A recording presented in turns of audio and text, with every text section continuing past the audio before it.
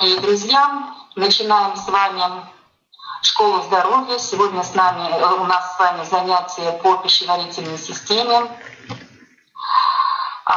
Я не буду, опять же, очень подробно вдаваться в какие-то анатомические моменты, потому что мы с вами не на медицинском факультете, и, в общем-то, особые подробности нам знать не надо, но я вам сегодня расскажу некоторые такие ноу-хау, некоторые секреты пищеварительной системы, о которых, на мой взгляд, очень важно знать. То есть они играют важную роль. То есть мы с вами сконцентрируемся на некоторых таких очень интересных моментах. Формирование организма человека начинается еще в утробе матери, в первом триместре беременности. И начинается он с формирования трех основных систем. Это нервная система, сердечно-сосудистая и пищеварительная. Кишечная трубка формирует наши внутренние органы, подобно почкам, распускающимся на веточках. И дает начало сначала легким, чуть ниже из нее развивается печень. Она также формирует поджелудочную железу и желчный пузырь. Сама по себе кишечная трубка способна на многие трюки. Она задействована в формировании ротовой полости, пищевода, который дает начало желудку. И только в конце своего развития кишечная трубка формирует, собственно, и сам кишечник, название который носит эта трубка. То есть благодаря кишечной трубке формируется вся пищеварительная система нашего организма. И, в общем-то, в нашем организме нет ни одной лишней системы, вообще нет ничего лишнего. И важность каждой из 12 систем, которые мы с вами постепенно изучим, обусловлена теми функциями, которые они выполняют. И качество этих выполненных работ, и, в общем-то, сама наша жизнь в целом напрямую зависит от полноценного функционирования пищеварительной системы. Кстати, большинство людей представляют пищеварительную систему как трубу, наполненную желудочным соком, и процесс пищеварения как растворение пищи в этом соке. Его трамбуют. К сожалению, для многих людей главный смысл жизни — это хорошо покушать. А если бы мы, тем не менее, задали вопрос нашему кишечнику: а кто ты вообще такой? Помните, наверное, есть такая реклама, раздается звонок, девушка спрашивает: вы кто? А там: я твой кишечник, я раздражен. Так вот, если бы мы вдруг решили поговорить с нашим кишечником, как вы думаете, что бы он нам ответил? Ответил бы он нам следующее, что я усваиваю жизненно необходимые витамины и микроэлементы, слежу за чистотой в организме, составляю 80% всего иммунитета, имею больше нервных клеток, чем спинной мозг, влияю на память и самочувствие, отвечаю за эмоции и настроение, формирую приступы страха и депрессии, и вообще я классный, я уникальный орган. Кишечник — это наш второй мозг, ответственный в том числе за интуицию. Недаром в русском языке сохранились такие пословицы, как «нутром чую» или «кишками чувствую». Поэтому относиться, конечно, к этому органу нужно очень бережно. Именно в кишечнике происходит всасывание питательных веществ, которые являются энергоресурсами для работы всего организма. В кишечнике синтезируется около 20 собственных гормонов. Среди ученых давно известен тот факт, что у людей, страдающих определенными нарушениями пищеварения, часто отмечается нарушение деятельности собственной нервной системы кишечника. И кишечник таких людей способен отправлять сигналы в определенную область головного мозга, которая отвечает за формирование негативных эмоций. Человек при этом чувствует себя подавленно, но никак не может понять причину своих таких состояний. Как правило, таких людей направляют к психоаналитикам, к психотерапевтам, но эффект, к сожалению, малоэффективный, малопродуктивный этот процесс. Влияние кишечника на наше самочувствие, в том числе психическое, это одно из самых популярных направлений научных, современности. К сожалению, на медицинских факультетах будущим врачам очень скудно подается именно этот раздел физиологии и патологии человека, а это очень важно. Но, дорогие друзья, наше с вами знание, наше самообразование в наших с вами руках. Так что же такое пищеварение? Пищеварение — это процесс физической и химической обработки пищи, в результате которого происходит всасывание питательных веществ через стенки пищеварительного тракта в кровь и лимфу. И также в ходе работы пищеварительной системы вырабатываются продукты жизнедеятельности, некоторые продукты жизнедеятельности нашего организма. И давайте с вами немножко разберем, какие функции выполняет эта система. Моторная. Моторная — это механическое измельчение пищи и дальнейшее ее продвижение. Секреторная — это выработка ферментов и пищеварительных соков. Всасывающие — имеется в виду всасывание белков, жиров, углеводов, витаминов, аминокислот, минеральных веществ, воды в том числе. Выделительная — это выведение непереваренных остатков пищи, продуктов жизнедеятельности нашего организма и тех микроорганизмов, которые живут внутри нас, избытка некоторых ионов, солей, тяжелых металлов, ну и прочее. Защитная функция, это наш иммунитет. В кишечнике имеются пиеровые бляшки, которые формируют иммунный ответ, а также микрофлора кишечника имеет прямое отношение к защите нашего организма от патогенной флоры. Следующая функция — метаболическая.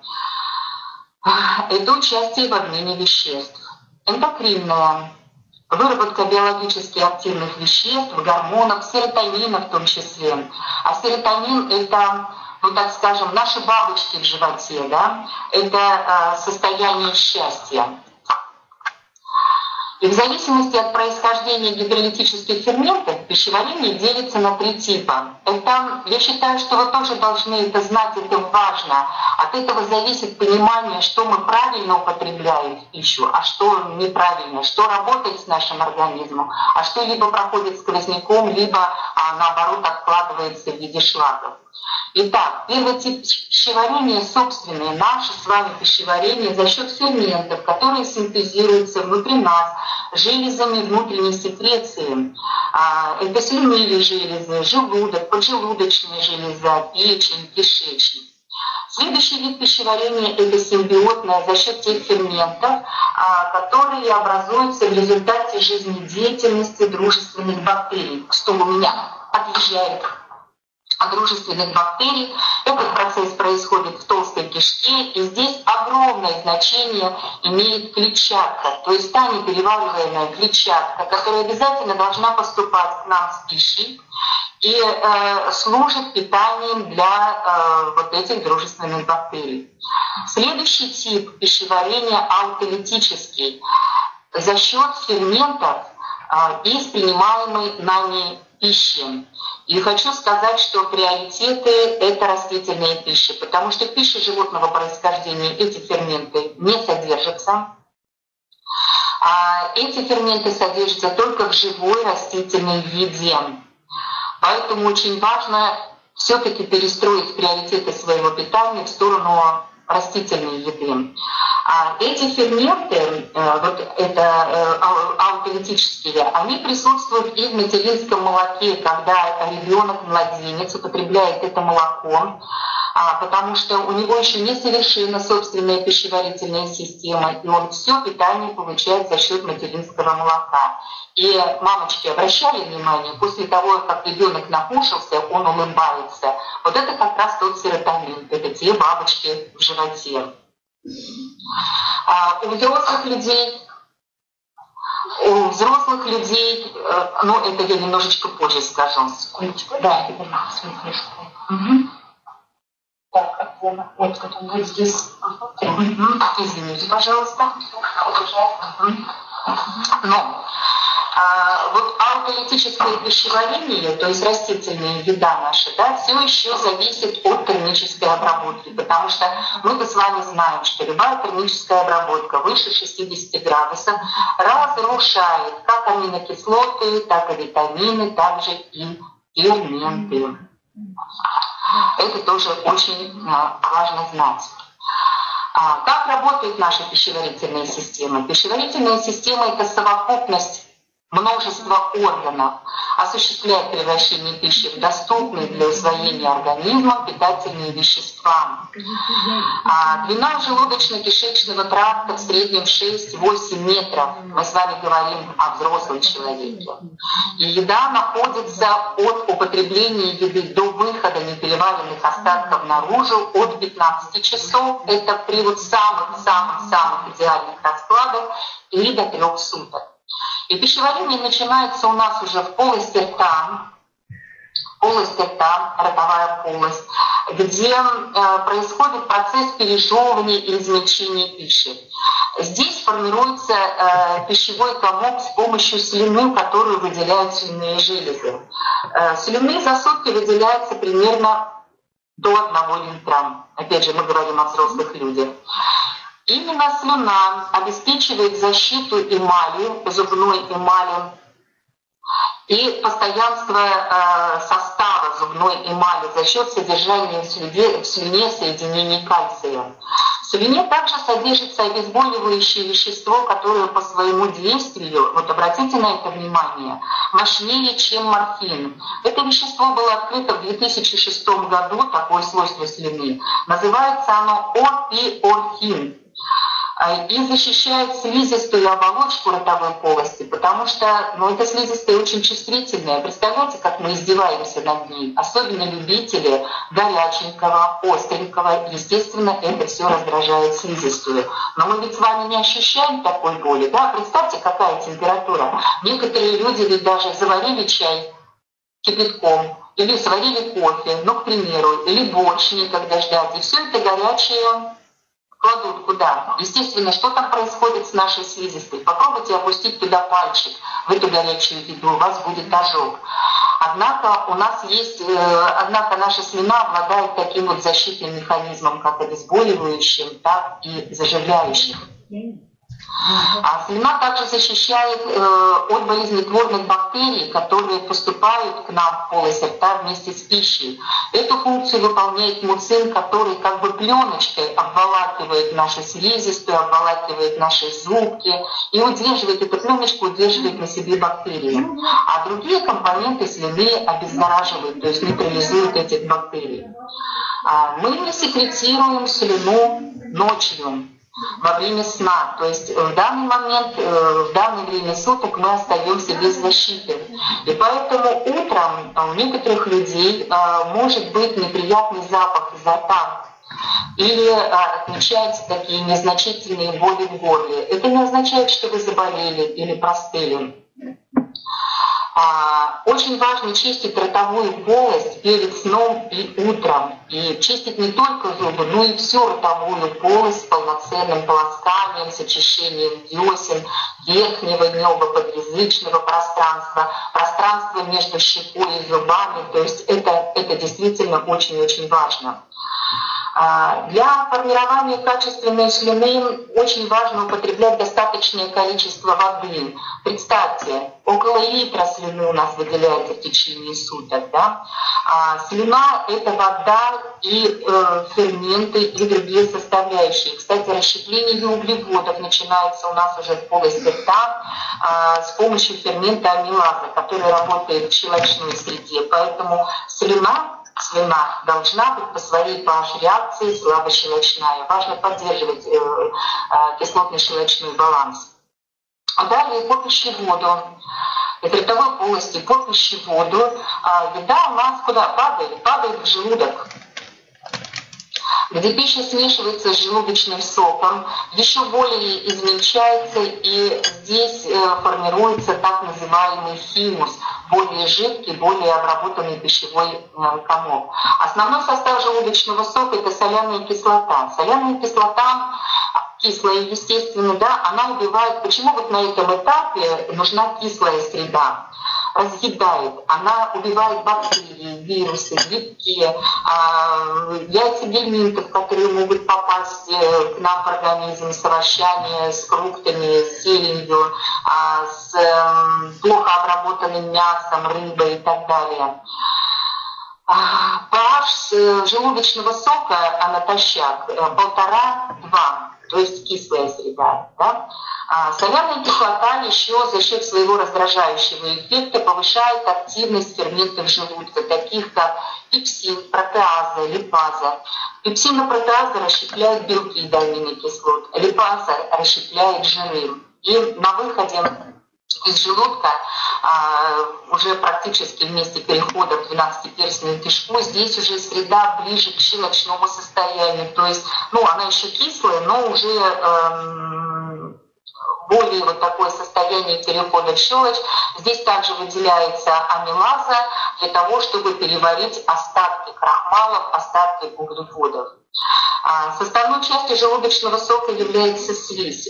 Слизь, она предохраняет стенки желудка от кислотной агрессии соляной кислоты и от переваривания стенок, то есть слизистой желудка ферментами.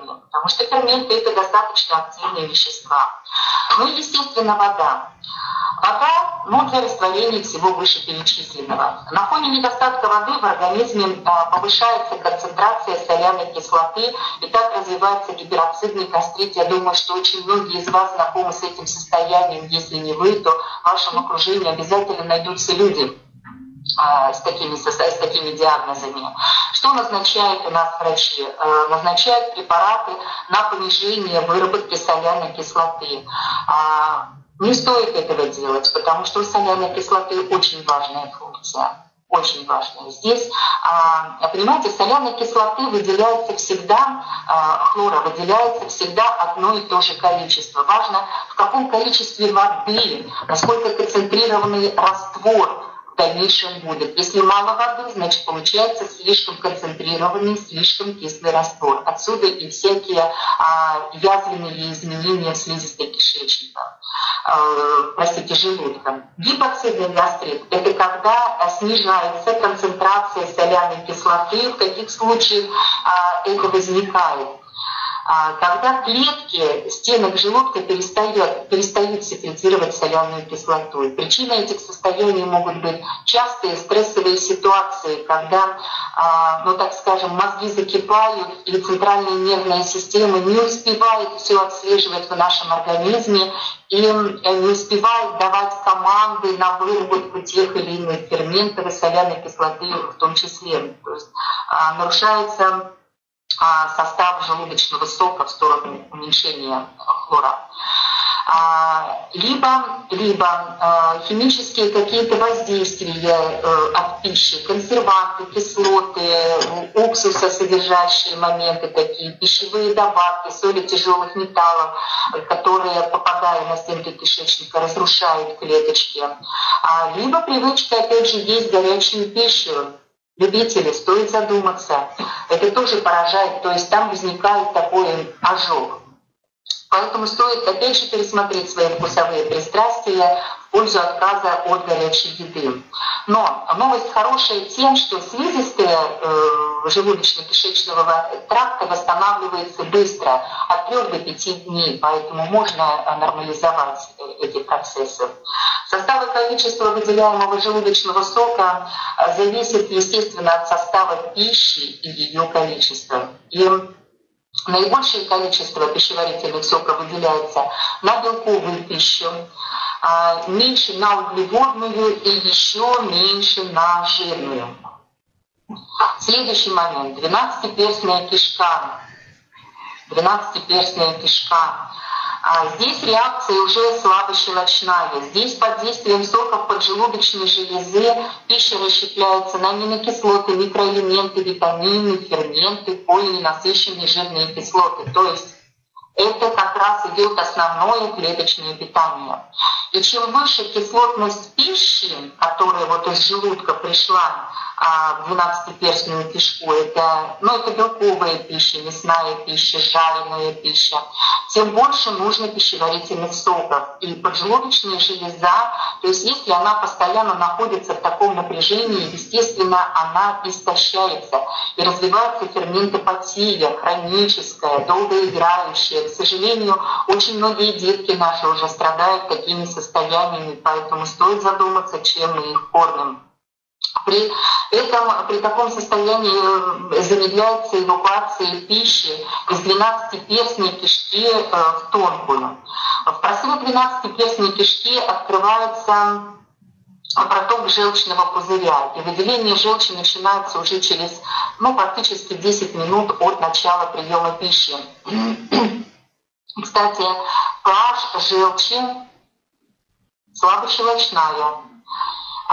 Под влиянием желчи активируются все ферменты кишечного сока, желчь усиливает перистальтику, и перистальтику кишечника способствует дальнейшему продвижению пищи. Тонкий кишечник. Тонкий кишечник у нас самый длинный, уложен такими петлями, очень аккуратненько. Здесь происходит дальнейшее переваривание пищи под действием кишечных соков, плюс основное всасывание питательных веществ через ворсинки в кровь. На переходе от тонкого кишечника в толстый у нас находится червеобразный отросток, аппендикс. Что такое аппендикс? Атовизм или эволюционное приобретение. Раньше считалось, что это лишний орган, но если его удалим, ничего страшного в этом нет, потому что достаточно часто возникают воспалительные процессы в этой области. А тем не менее функция аппендикса следующая: защитная, потому что это мощный лимфоидный орган, имеет прямое отношение к нашему иммунитету. Эндокринная, потому что в аппендиксе вырабатываются некоторые гормоны, которые регулируют перистальтику кишечника.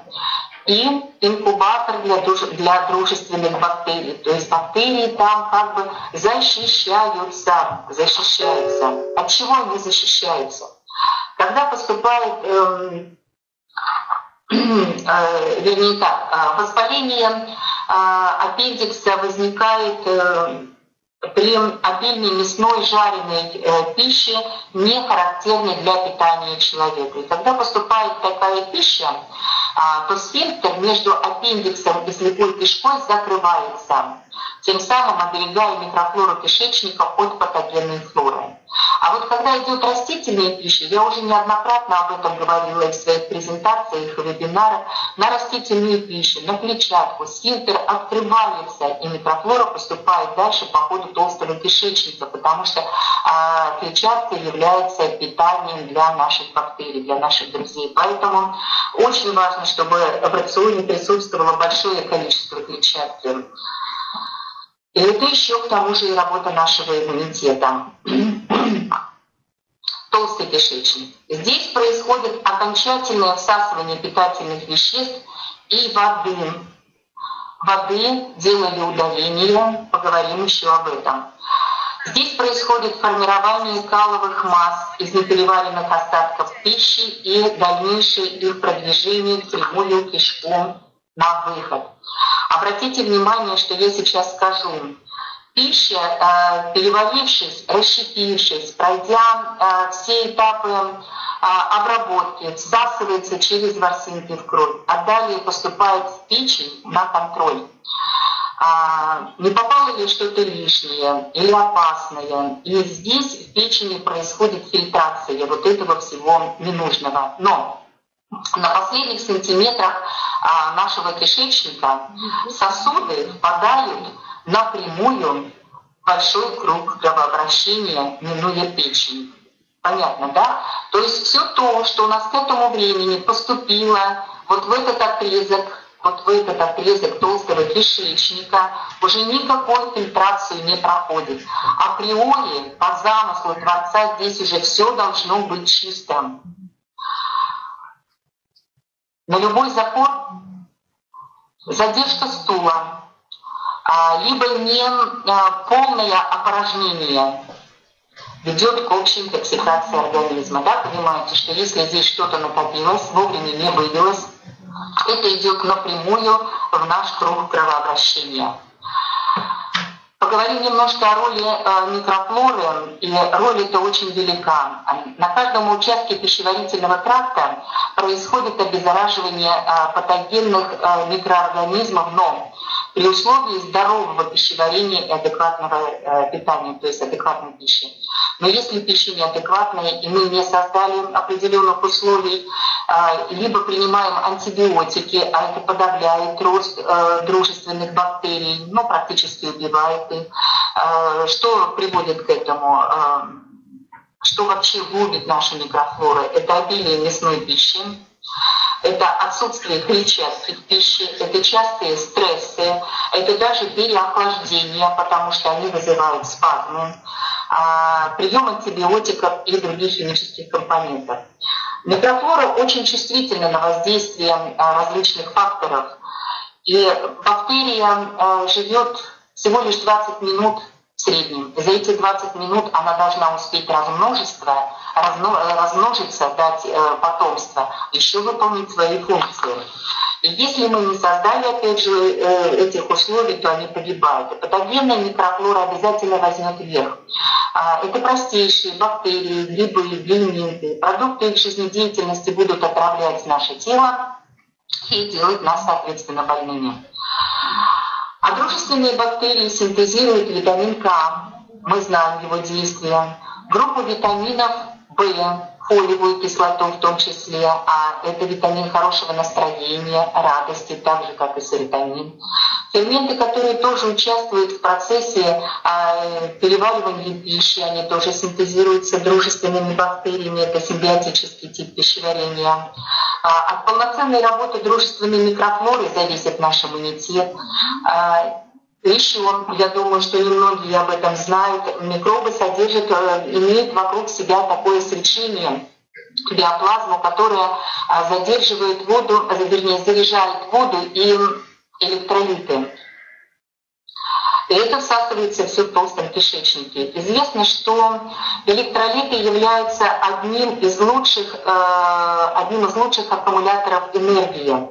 Они с током крови разносятся по всему организму и отдают свой высокий энергетический потенциал клеткам. Наш организм имеет особые системы стимуляции различных органов через активные точки проекции этих органов. Например, подошвы стоп при механическом раздражении стимулируют жизненно важные органы. Ладони, ушные раковины имеют точно такие же точки. И каждый участок толстого кишечника стимулирует определенный орган. Вот посмотрите здесь на схеме. Вот этот участок отвечает за работу щитовидной железы. Далее печень, желчный пузырь, сердце, легкие, желудок, селезенка, поджелудочная железа, надпочечники, почки, половые органы, мочевой пузырь, предстательная железа. Так, вот здесь яичники, да, предстательная железа, половые органы. А представьте, что вот эти участки кишечника, если происходят какие-то застойные явления, если мы забываем о полноценном очищении кишечника, забиты каловыми массами, забиты конгломератами непереваренной пищи, либо где-то уже образовались какие-то выросты, дивертикулы они называются, там, естественно, оседает патогенная флора. То есть стимуляции данных органов нет, и органы начинают угасать, и развивается патология. Проблемы с щитовидной железой, проблемы с печенью, будут какие-то нарушения в работе сердечно-сосудистой системы, желудок будет неполноценно работать и так далее, и так далее. Будут проблемы с репродуктивной системой, человек будет ходить то к врачам, тоннами пить лекарства, но это тоже будет, к сожалению, малоэффективным.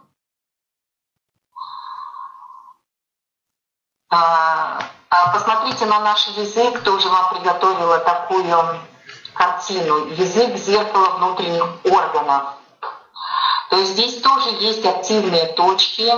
И когда мы полноценно пережевываем пищу, то у нас активируются все эти активные точки. И уже у нас в полости рта при правильном пережевывании начинается стимуляция тех или иных органов. Я вам специально готовлю вот такие электронные варианты для того, чтобы вы могли это показывать вашим людям, с которыми вы работаете, которым пытаетесь что-то объяснить, достучаться до людей. Вот здесь тоже так. Время пребывания пищи в отдельных органах желудочно-кишечного тракта. В ротовой полости 1 минута, в пищеводе 2-3 секунды, желудок от 2 до 4 часов, но растительная пища пребывает там гораздо меньше, буквально 30-40 минут. Тонкий кишечник от 1 до 4 часов, толстый кишечник от 10 часов и до нескольких суток.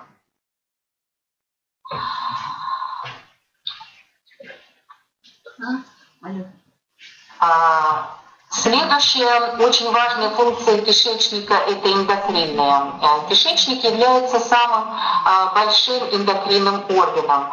Он регулирует гормональный фон, как и другие органы внутренней секреции, такие как гипофиз, гипоталамус и так далее. Гормоны – это белковые соединения, это переносчики команд от одного органа к другому. Эндорфины, например, вырабатываются и в кишечнике тоже. Они вызывают обезболивание, эйфорию, чувство безграничной радости. У младенцев, опять же, это хорошо видно при расщеплении белка материнского молока. Поэтому очень важно как можно дольше, во всяком случае до года, сохранить грудное вскармливание. У взрослых такое состояние отмечается при расщеплении белка пшеницы. 95%, опять же, уже повторяюсь, всего серотонина вырабатывается в кишечнике с поступлением определенной пищи растительных. Недостаток серотонина способствует различным депрессивным состояниям. Серотонин сдерживает агрессивные реакции на чувство несправедливости, влияет на наши эмоции, на принятие правильных решений, то есть формирует черты характера. И посмотрите, что у нас получается. То есть на входе еда, наша с вами пища, которая поступает в кишечник, обрабатывается определенным органом. Здесь у нас регулируется гормональный фон, здесь у нас вырабатываются строительные материалы, здесь у нас вырабатывается энергия. То есть это те процессы, которые способствуют нашей жизни. И все это зависит от качества пищи и от чистоты кишечника. Вот 2 параметра, которые нам нужно всегда учитывать. По подсчетам ученых, каждая клеточка кишечника взрослого человека обеспечивает питательными веществами 100 тысяч других клеток нашего с вами организма. Вы только представьте себе, насколько трудолюбив, как предан нам незаметный и скромный орган кишечник. Итак, что же необходимо для полноценной работы пищеварительной системы? Что очень важно? Естественно, водный режим, потому что это влияет на качество и количество пищеварительных соков. Обязательно нужно пересмотреть свои пищевые привычки. То есть хорошо пережевывать пищу, не есть горячую еду, не переедать, перестроить свои приоритеты в сторону растительной пищи, клетчатки. Я не исключаю, я не призываю вас к тому, что нужно исключить мясо. Нет, конечно, нет. Это уже каждый человек для себя выбирает сам. Просто нужно грамотно сочетать эти продукты. Гигиена полости рта, то, о чем мы с вами говорили, это очищение полости рта утром и вечером с очищением языка. Но не буду останавливаться, я думаю, что вы все взрослые люди понимаете это. Своевременное и полноценное поражение кишечника. Ни в коем случае не допускать запоров. Что значит своевременное? То есть ежедневное. Вообще в норме сколько раз покушали, столько раз должны выделить. Но, к сожалению, не всегда это получается, поэтому хотя бы 1 раз в сутки. Это такая минимальная норма. Но 2 раза в год, пожалуйста, будьте добры, противопаразитарные очистительные программы. То есть мы с вами вынуждены жить, к сожалению, с патогенной флорой, И нам никуда от этого процесса не деться, только очень важно, кто хозяин в доме. Поэтому 2 раза в год противопаразитарные программы и с полноценным очищением кишечника. У маленьких деток, потому что они находятся в зоне риска, они еще не очень контролируют свои движения, свои действия, поэтому и до 3 раз в год. Дорогие мои, те, кто имеет животных в доме или, может быть, у кого-то работа связана с животными, поэтому тоже не менее 3 раз в год противопаразитарные программы. А вообще наше с вами питание ежедневное должно содержать противопаразитарные компоненты. Ну и создавать благоприятные условия для дружественной микрофлоры. И продукция компании «Омегавит» прекрасно вписывается в рамки российской программы «Здоровое питание, здоровье нации». Мы с вами находимся в нужном месте. И вся линейка продуктов направленного действия, она способна удовлетворить, так скажем, все потребности нашего организма. Хочу обратить ваше внимание, я не буду говорить полностью о всей линейке, о тех продуктах, о которых мы уже с вами много говорили на вебинарах. Хочу обратить наше внимание на линию криопродуктов, разработанных специально для решения конкретных проблем со здоровьем. И в свете нашей темы по желудочно-кишечному тракту спешу сообщить, что все криопродукты обеспечивают нам аутолитический тип пищеварения. То есть это те ферменты, которые поступают к нам с едой. Вы из всего имеющегося у нас ассортимента можете выбрать те продукты, которые вам больше нравятся. А вообще я вам рекомендую перепробовать все. Но я сейчас хочу остановиться более подробно на следующих. Значит, как поддерживать микрофлору? Есть у нас замечательный системный продукт «Долговит». Я сейчас подробно о нем говорить не буду, потому что уже неоднократно мы о нем говорили. То, что он содержит симбиотические культуры, имеет прямое отношение к поддержанию жизнедеятельности нашей микрофлоры и восстановлению ее. Остановлюсь на новых продуктах, которые появились у нас не очень давно, и считаю нужным осветить это. Итак, коктейль «Овес с яблоком плюс». Его состав: криопорошки овса, плодов яблока, биомасса бифидобактерий. Иммунозначительное оздоровительное действие овса на слизистой оболочке желудка и кишечника, а также выраженное восстановительное действие на функцию желчевыводящих путей. Овес, как и яблоко, богат железом, поэтому данный микс эффективно повышает гемоглобин. Эффективен при аллергиях, дисбактериозах. Рекомендуется включать в рацион питания детей с момента введения первого прикорма, то есть 3 месяцев, а также при воспалительных заболеваниях желудочно-кишечного тракта. Как употреблять? 1 чайную ложечку достаточно развести в 100 мл кипяченой воды комнатной температуры или в молочно-кислом продукте, можете взбить это блендером, можете добавлять это в каши, как угодно. Универсальный продукт. Очень советую вам попробовать, очень вкусно. Следующий продукт – эколог. Состав: криопорошки детского ореха, лука репчатого, моркови, укропа, семян тыквы. И по составу вы понимаете, что этот продукт обладает противопаразитарным действием.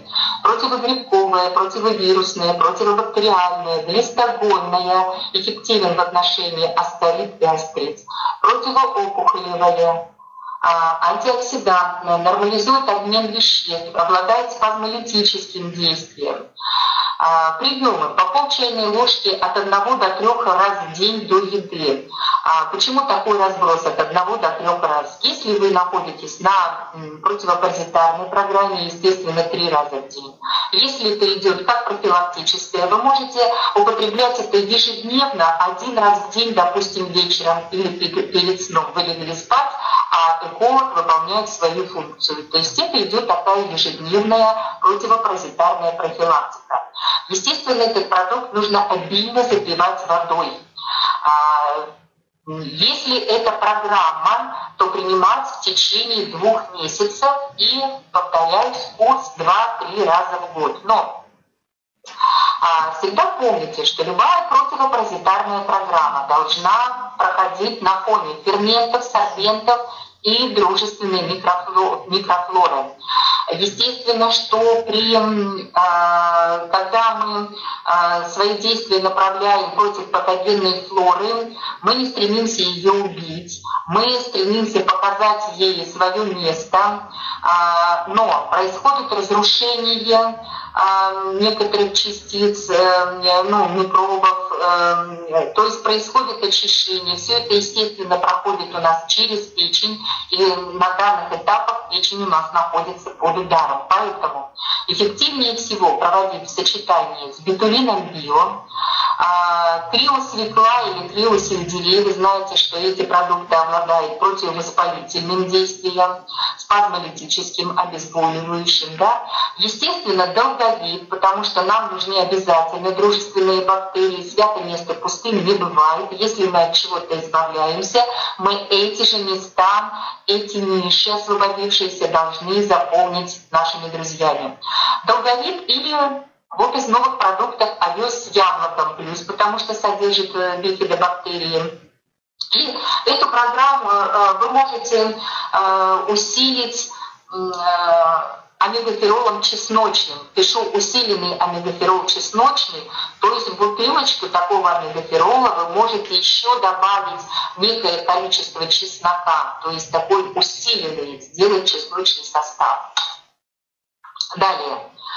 Криоморковь. Криоморковь активирует внутриклеточные окислительно-восстановительные процессы, стимулирует рост здоровых клеток, чем снижает риск онкологии, способствует очищению печени и выведению песка при мочекаменной болезни, регулирует углеводный обмен, улучшает пищеварение, устраняет запоры. Благодаря воздействию пентоцидов морковь способна воздействовать на болезнетворную микрофлору, так же как лук и чеснок. Обладает антипаразитарным действием глистогонным.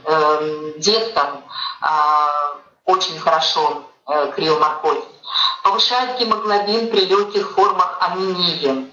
А представьте, если в сочетании со свеклой, сельдереем, еще и морковь, да, то это можно очень хорошо поработать с темой по анемии.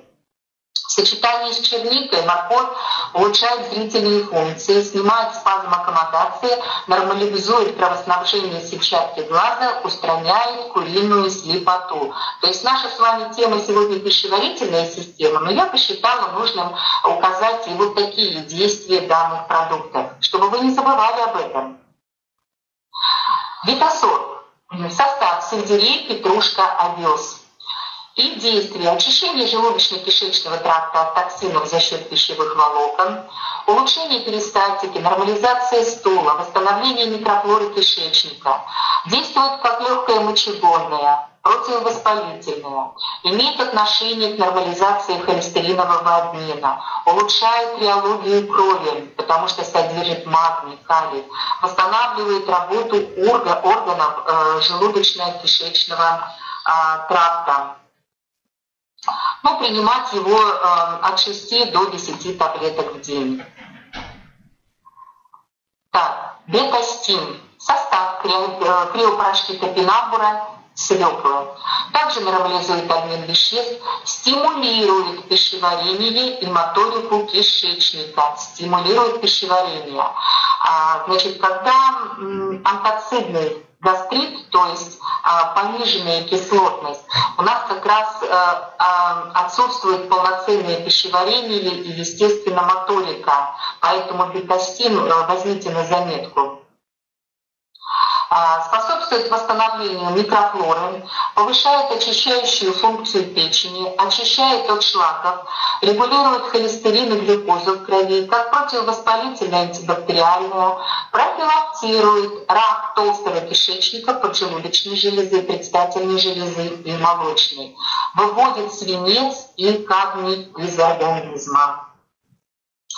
Показания: сахарный диабет, ожирение, все заболевания желудочно-кишечного тракта, печени, почек, Гипертоникам тоже будет очень полезен данный продукт. Кетосорбин очищающий. В его состав входят крем-порошки свеклы, картофеля и обладает желчегонным действием, стимулирует перистальтику кишечника и секрецию желудочного сока, понижает холестерин, также профилактирует рак толстого кишечника, поджелудочной железы, предстательной и молочной желез. Принимать по 3 таблетки 2 раза в день до еды, запивать водой. Вообще выполняйте те рекомендации, которые написаны на флаконе. Это все проверено. Единственное, что, естественно, дозировка зависит от веса, то есть чем крупнее человек, тем больше нужна дозировка. И как мы с вами понимаем, что очищение кишечника может быть и вкусным. Согласны со мной? То есть это процесс, который не доставляет нам каких-то особых напряжений, каких-то негативных ощущений. Я вам очень рекомендую в конце нашего вебинара вот такую литературу, 2 книги, я вам сейчас их покажу. Значит, первая книга, автор Джулия Эндерс «Очаровательный кишечник. Как самый могущественный орган управляет нами». В этой книге, вы знаете, это такой бестселлер. Это не научный труд, но на основе научных разработок, научных наблюдений. Но он написан в такой доступной художественной форме. Поверьте, очень интересная книга. Сейчас у нас приближается Новый год. Можете заказать эту книгу через интернет. Можете сделать друг другу подарки. Достойный подарок, очень достойно изложенная информация. Вот просто супер, мне кажется, даже лучшего изложения и такого вот понятного я еще не встречала. То есть понятно будет и деткам, и бабушкам, и дедушкам, всем. И вот такая вторая книга. Оксан, очень надеюсь, что вам видно, потому что у меня на экране я не вижу, как это все выглядит перед камерой. Оксана Зубкова «Обнаженная красота. Курс пробуждения здоровья, красоты и женственности». Тоже в очень доступной форме, таким художественным языком. Здесь вы встретите очень много рекомендаций, как что употреблять, как сочетать продукты, как приготовить из продуктов на нашем столе таким образом пищу, чтобы она была доступна, полезна. То есть здесь такие вот, знаете, рецепты по заквашиванию пищи. Но вообще очень-очень интересная такая вот книга, интересный материал по уходу за своим телом, и так далее, и так далее. Тоже данную книгу можно заказать через интернет. Делайте себе красивые, приятные, полезные, нужные подарки. Я думаю, что, в принципе, это вот все, что я подготовила вам по теме пищеварительной системы. Я специально не остановилась на каких-то патологических состояниях. Я предполагаю, что у вас есть вопросы и по желчно-каменной болезни, да, и по каким-то конкретным таким вот заболеваниям. Просто не хватает времени, чтобы это все озвучить в чате. И мы с вами прекрасно понимаем, что каждая ситуация, она индивидуальна. Поэтому жду ваших писем на электронную почту. По поводу выхода в свет нового масличного бальзама омега-пирол с дигидрокверцетином. Сейчас это будет как экспериментальная партия. Очень рекомендую вам распробовать этот продукт, потому что такое дигидрокверцетин, я думаю, что многие из вас уже это знают. Это очень мощный антиоксидант, который обладает противоонкологическим действием. Дигидрокверцетин проникает, его очень важная такая способность проникать через клеточную мембрану вовнутрь клеточки, регулирует обменные процессы, имеет отношение к восстановлению окислительно-восстановительного потенциала. То есть очень хорошо работает с внутренними жидкостными средами. Я думаю, что в дальнейшем мы более подробно остановимся на этой теме. Пока рекомендую вам ознакомиться с этим продуктом. Ну, на сегодня все. Так, как мне выйти? Ирина Сергеевна, помогите, как мне выйти?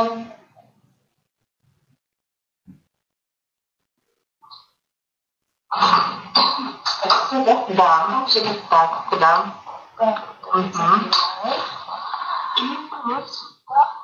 Очень рада нашему с вами сотрудничеству.